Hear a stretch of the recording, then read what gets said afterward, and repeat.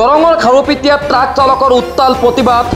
কাৰোবাৰ ঘৰত হাজিৰা কৰি খাম, নহলে বিক মাগি খাম, তথাপিও আমি ট্ৰাক নচলাও। উঠাই নললে আমি গাড়ী কোনো নচলাম। এটা ড্ৰাইভাৰৰ গাড়ী নচলাম, সব চাবি জমা দিম, জমা দি দিম, কোনো গাড়ী নচলাম।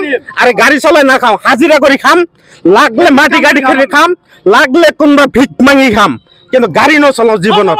আৰু চৰকাৰে নতুনকৈ প্ৰৱৰ্তন কৰা পৰিবহণ বিধেয়ক আইন ৰূপান্তৰিত কৰাৰ বিৰুদ্ধে খাৰুপেটীয়াত ট্ৰাক চালকৰ প্ৰতিবাদ। শীতকালীন অধিৱেশনত লোকসভা আৰু ৰাজ্যসভাত গৃহীত কৰা নতুন পৰিবহণ বিধেয়ক আইন ৰূপান্তৰিত হ'লে যান বাহন চালকৰ বাবে মহা সংকট আহি পৰিব বুলি মন্তব্য কৰিছে ট্ৰাক চালকে। চালকসকলে দুৰ্ঘটনা কৰি কোনো ব্যক্তিক নিহত কৰিলে ড্ৰাইভাৰসকলক 10 বছৰৰ জেল আৰু 7 লাখ টকাকৈ জৰিমনা ভৰিব লাগিব। চৰকাৰৰ এই আইন বিৰোধ কৰি বিধেয়কখন প্ৰত্যাহাৰ কৰাৰ দাবীত দৰং জিলাৰ খাৰুপেটীয়াত বাছ স্থানত প্ৰতিবাদ সাব্যস্ত কৰিছে ট্ৰাক চালকে। প্ৰতিবাদকাৰী চালকসকলৰ ওপৰত কলা আইন বন্ধ কৰক, বিজেপি চৰকাৰ মুৰ্দাবাদ, ভাৰত চৰকাৰ মুৰ্দাবাদ, নৰেন্দ্ৰ মোদী মুৰ্দাবাদ, অমিত শ্বাহ মুৰ্দাবাদ আদি বিভিন্ন শ্লোগানেৰে উত্তাল প্ৰতিবাদ সাব্যস্ত কৰে ট্ৰাক চালক সন্থাই। অতি শীঘ্ৰেই নতুন পৰিবহণ বিধেয়ক আইন বাতিল নকৰিলে গণতান্ত্ৰিক আন্দোলনৰ হুংকাৰ প্ৰদান কৰিছে ট্ৰাক চালক সন্থাই।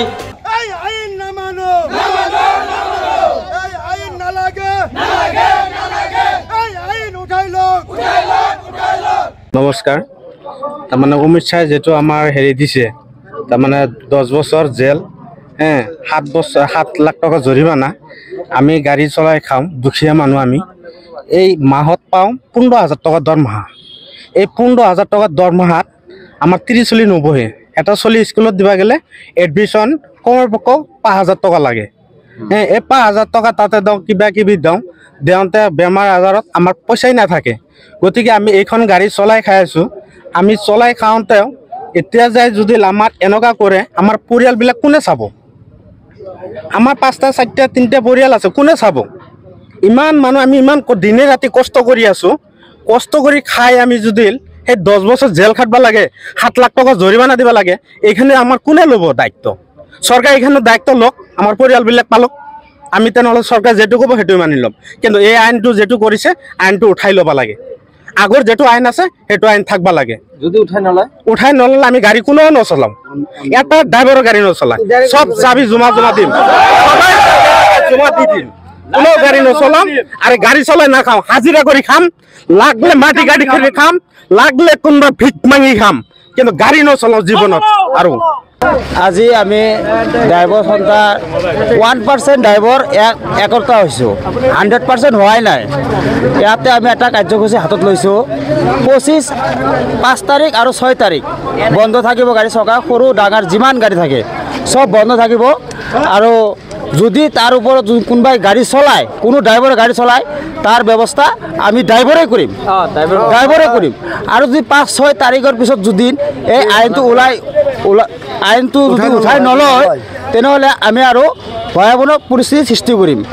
যদি আমি ইয়াত 1% ড্ৰাইভাৰ আহিছোঁ, যদি 100% ড্ৰাইভাৰ আহোঁ, তেনেহ'লে চাই ল'ব মোদীৰ চৌকা নজ্বলিব, খাব নোৱাৰিব। আমাৰ মোদী আৰু অমিত শ্বাহ এইবিলাক বুজি পাব ড্ৰাইভাৰ কি বস্তু। আজি আমাৰ ট্ৰাক সন্থাৰ ড্ৰাইভাৰবিলাক আজি খাৰুপেটীয়া আমাৰ নিউজ কৰিবলগীয়া বাধ্য হৈছে। সেইটো কাৰণে চৰকাৰে যি আইন হাতত লৈছে, সেইখন আইন সোনকালে উঠাই ল'ব লাগে।